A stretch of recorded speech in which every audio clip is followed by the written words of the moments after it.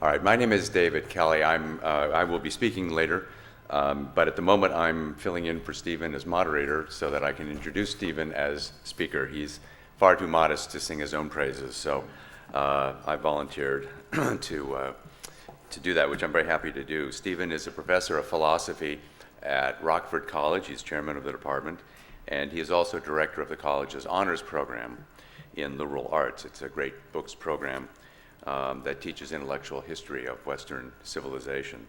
Stephen is a enormously talented philosopher who's covered a number of areas, from epistemology, the theory of knowledge, to logic. He's the co-author of a book of readings and logical analysis, to business ethics, where he has taught and served as a visiting fellow at several other institutions, and most recently in intellectual history, where in addition to teaching the subject, he has recently finished a book, a very important book, I think, when it comes out, called Explaining Postmodernism, Skepticism and Socialism from Rousseau to Foucault, sorry. Stumbled over the French. Stephen is going to be speaking about recent trends in art, recent meaning the last century. We philosophers think in centuries as our moments, particularly modernism and postmodernism. So please welcome Stephen Hicks.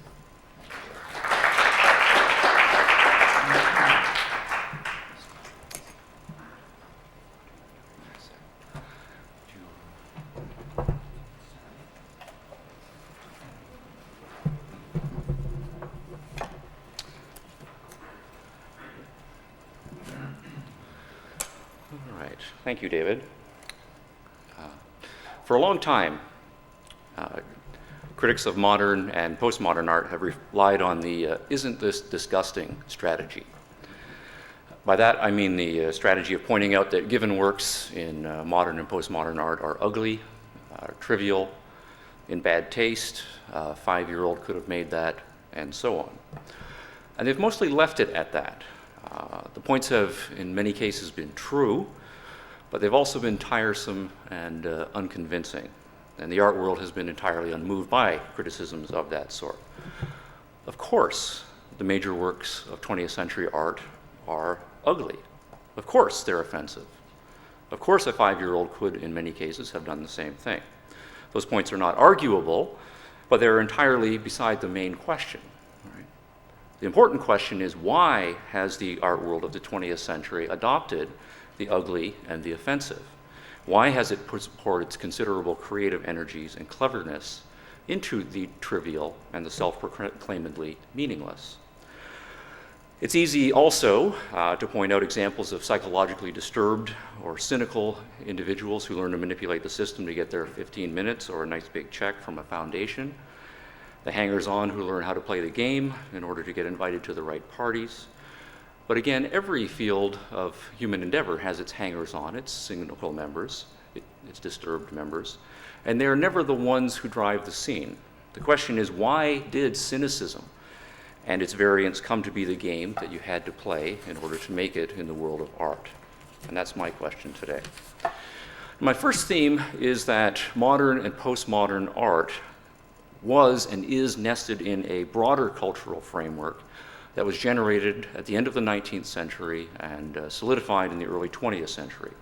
Modern and postmodern art took its cues from that framework. Despite occasional invocations of art for art's sake and attempts to withdraw art from life, art always has been significant, probing the same issues of the human condition that all forms of cultural life probe.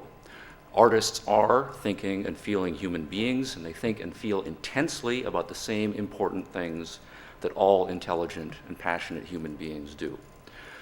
Even when artists claim that their work has no significance, or it has no meaning, or it has no reference, those claims are always significant, referential, and meaningful. What counts, however, as a significant claim, cultural claim, depends on what's going on in the broader intellectual and cultural world. The art world is not hermetically sealed, it never has been.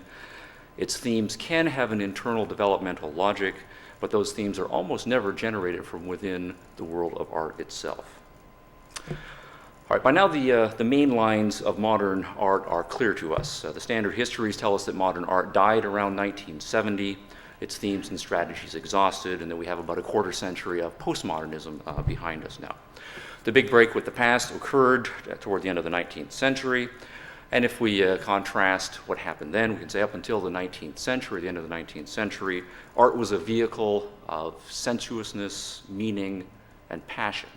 Right? Its goals were beauty and originality. Right? The artist was a master of the skills of his craft, able to create original representations with human significance and universal appeal. Combining skill and vision, the artists were exalted beings who were capable of creating objects that, at their best, had an awesome power to exalt, in turn, the senses, the intellects, and the passions of those who experienced them.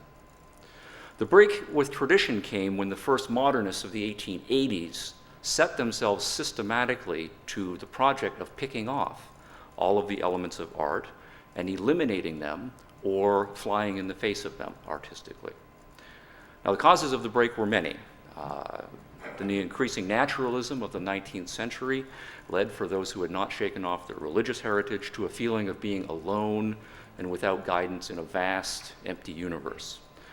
Philosophical theories of irrationalism and skepticism on the rise in the 19th century led many to distrust their cognitive faculties of perception and reason. The development of scientific theories of evolution and entropy brought with them pessimistic accounts of human nature and the destiny of the world. The spread of liberalism and free markets caused their opponents on the political left, many of whom were members of the artistic avant-garde, to see political developments as a series of deep disappointments. And the technological revolutions, spurred by a combination of science and capitalism in the 19th century, led many to project a future where the combination of science and capitalism and the machines that it created would produce machines that would in turn destroy their very makers, us. Now, by the turn of the 20th century, the 19th century intellectual world's sense of disquiet had become a full-blown anxiety. The artists responded, exploring in their works implications of a world in which reason, order, certainty, dignity, optimism, and beauty seemed to have disappeared. The new theme, which is my soundbite for the next half hour, or 20 minutes actually, is, as I see it, that art must be a quest for truth, right? However brutal, and not beauty. The question became, what is the truth, right, of art? Now, the first major claim of modernism was a content claim, right? A demand for the recognition of the truth that the world is not beautiful. Right? The world is fractured, horrifying, decaying, depressing, empty, and ultimately unintelligible. Now, that claim by itself is not a uniquely modernist claim. Right? There have been a number of artists in the past who have made that claim. What I think is uniquely modernist is the sheer number of artists who signed on to that particular claim. Some artists in the past had believed that, and here then is what I think is the really distinctive innovation of modernist art. Past artists had believed that the world was ugly and horrible, but they had used traditional realistic forms of perspective and color in order to say that. The innovation of modernists was to assert that form must match content. Art could not and should not use the traditional realistic forms of perspective and color because those forms presuppose an orderly, stable, knowable world, and that is the belief that has been lost. Now, in my judgment, Munch got there first. He hasn't quite arrived here yet. So let me try backing up. There we go. If the truth, right, is that reality is horrifying, a disintegrating swirl, then both the form and the content should express that feeling. Picasso, in a different form, got there second, trying to resurrect ghosts. It's not happening. Hang on. There we go. If the truth is that reality is fractured and empty, then again, both form and content should express that. Dali goes a step further. If the truth is more cognitively that reality is unintelligible, then art can teach this lesson by using realistic forms, but against the idea that we can distinguish objective reality from irrational dreams. Now, the parallel development, the significant parallel development to these kinds of explorations in the world of art is reductionism. If we are experiencing a deep discomfort with the idea that art or any discipline can tell us anything about an external reality, then we will retreat from any sort of content about an external reality and focus on what we take to be art's uniqueness. Painting, for example, does not tell us the truth about reality. The truth about painting, for example, is that it's a two-dimensional surface with paint.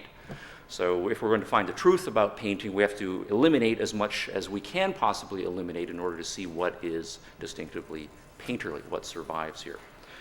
Take, for example, a traditional claim that art is cognitively significant in that it tells us about reality. Right? Then the first thing that we should try to do is eliminate all content based on an alleged awareness of reality. Dali's work here does double duty.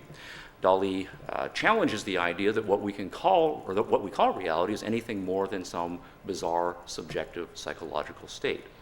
Picasso's piece also does double duty here. If the eyes, focus on the eyes here, and not so much the form, if the eyes are the window to the soul, right, then the soul here is frighteningly vacant. Or if we switch the focus the other way and say that our eyes are our access to the world, then these eyes are seeing nothing. So we eliminate from art a connection to external reality. What else can be eliminated is the next question.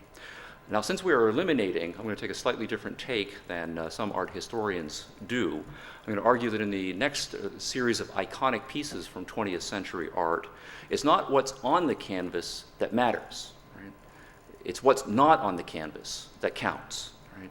What is significant is absence. Right? Art then becomes an absence exploration discipline.